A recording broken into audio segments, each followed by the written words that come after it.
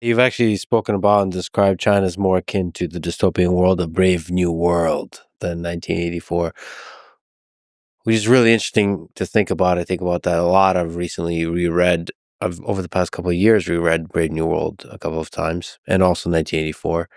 It does seem that the 21st century might be more defined to the degree it is dystopian, any of the nations are, by Brave New World than by 1984.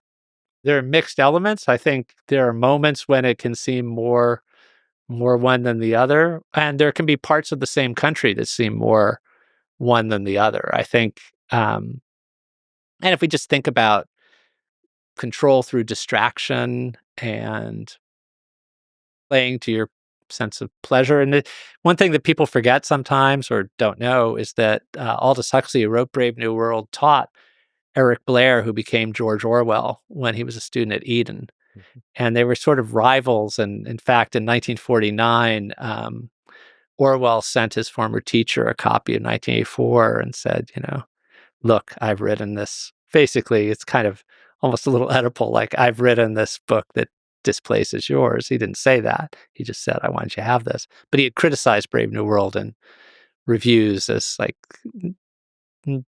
not having imagined a world of capitalism run wild like before realizing the kind of totalitarian threats of the middle of the 20th century.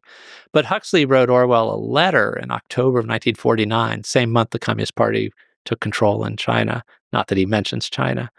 And he just said, it's a great book and everything, but I think the dictators of the future will find less arduous ways to keep control over the population. Basically saying more like what was in my book than in yours. I have to say, I think Huxley might be really onto something there. Truly a visionary. Although, to give points to Orwell, I do think, as far as just a philosophical work of fiction, 1984 is a better book. Because Brave New World does not quite construct the philosophical message thoroughly. Because 1984 contains many very clearly, very poetically defined elements of a totalitarian regime. Oh, and the dissection of language is just so Language. amazing. No, I think you've got a point there, and I went back and reread Brave New World, and it's fascinating, but it's very messy. Yeah. I think there's a clarity to Orwell's 1984.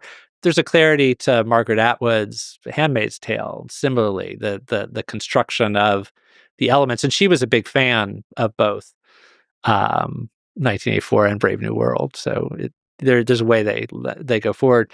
But there was a kind of, it's not exactly a sequel, but Huxley did write something called Brave New World Revisited Yes, he did. in That's the right. 50s. And he kind of said, actually, it seems, and he mentions China there. He says that in Mao's China, they're kind of combining the two things of this.